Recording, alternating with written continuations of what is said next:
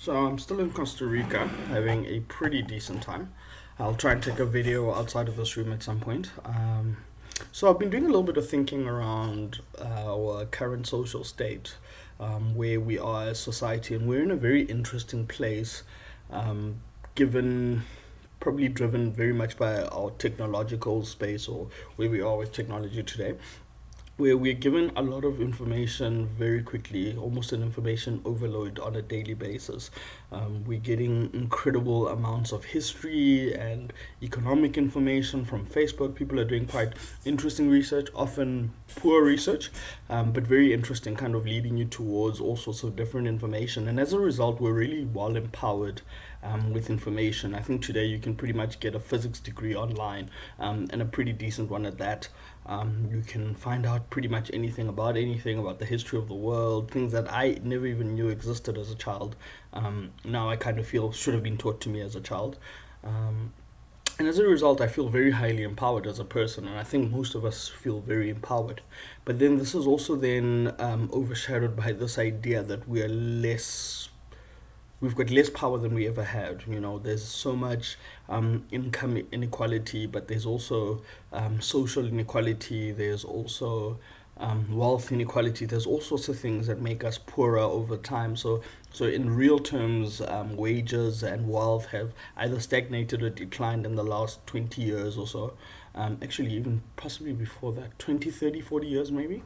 Um, and as a result, we feel powerless, but we've got all this access to information, so we know stuff is happening, and we know we're able to get to this information. We're closer to our leaders and celebrities and all sorts of other people through Twitter and Facebook and social media, but we're feeling very powerless to do anything about it, and it creates an incredibly frustrating dichotomy where we see almost on a weekly basis, in the US, somebody getting shot without having a gun on their hands, where we see the crisis in Syria. We had the Arab Springs happening a couple of years ago. There's a bunch of other protests happening all over the world, but none of them seem to be actually getting us anywhere. So it creates this really, really frustrating place that we're sitting in, where people, we know things now, we're empowered, we've got all this information, but we have no power in terms of what we actually do about it.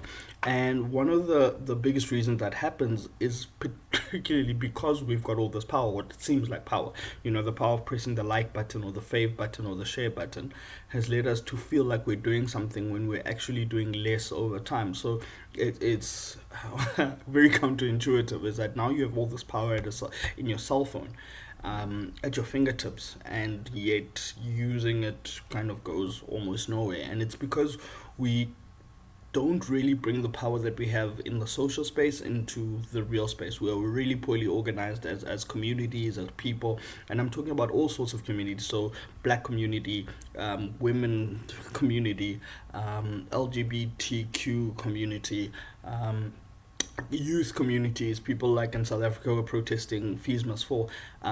We haven't done enough as these communities um, with a lot of very relevant pressing issues to organize ourselves in a way where we can actually make very deliberate changes. And one of these ways, which is probably feels like a slow burn, is in the vote. So the US is voting in November for a president.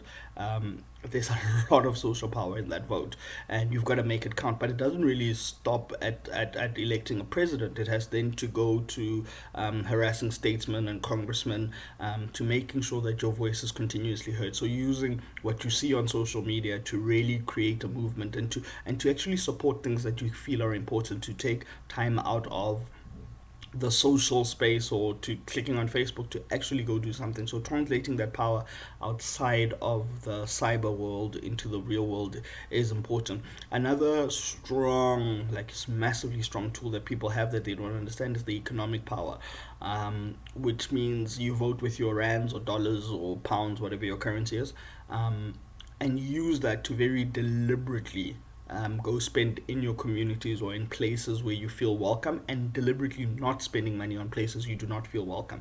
And that has much quicker turnaround time. So I think it's very important that individuals, communities, societies understand their economic power, which is probably your biggest power, and you concentrate that. You take that away from places where you're not welcome. You take that away from places where you're not being given jobs, where you're not being given service. You take that and you put that in places where you are, and you shine a bright light.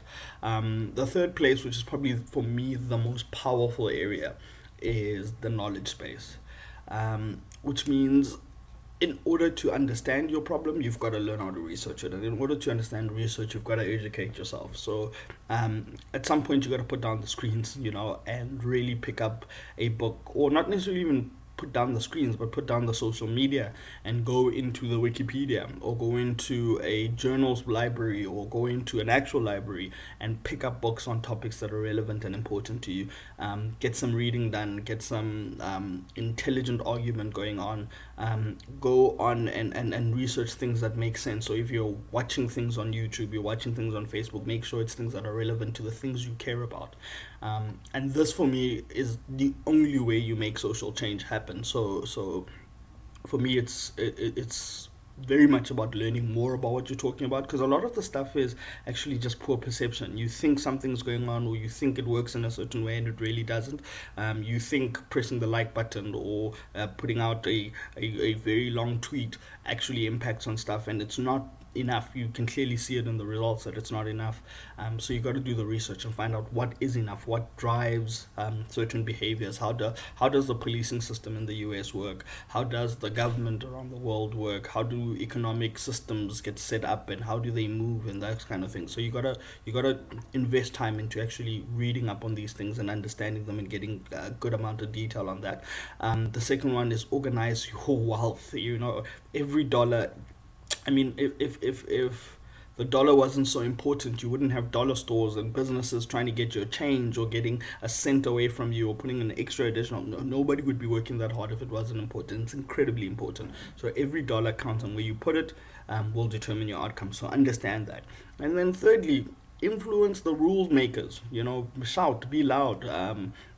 Understand what it is that the rule makers need. They need you. They wouldn't get the money from their sponsors or special interest group if you weren't voting for them, or if they knew your vote wasn't if they didn't know that your vote was in their pocket. So you got to really be on that space and influence it. And maybe a fourth one that I haven't spent enough time kind of understanding, that I still need to look at, is moving away from established media. Established media has a profit agenda.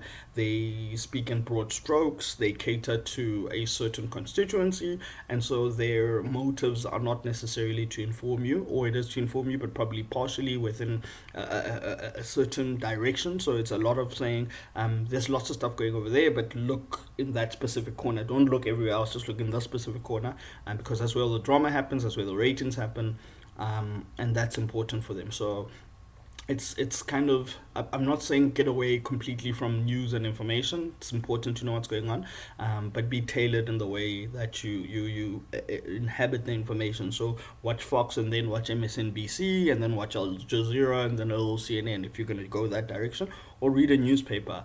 Try and look at page 3 instead of just the front headlines, and go in and try and get some good information. It goes really back into educating yourself. So there is an element of understand where your information is coming from, so that you're clear on the issues. So and this is all about what interests you, because everybody has different interests. Global warming might be my passion, but you might be very into Black Lives Matter. Somebody's into animal rights. If we're all kind of passionate about the things we're passionate about, and we drive those things both in the digital space, but especially in the real world, that is where we're going to start seeing change happen. It's just my 2 cents for the day. Cheers.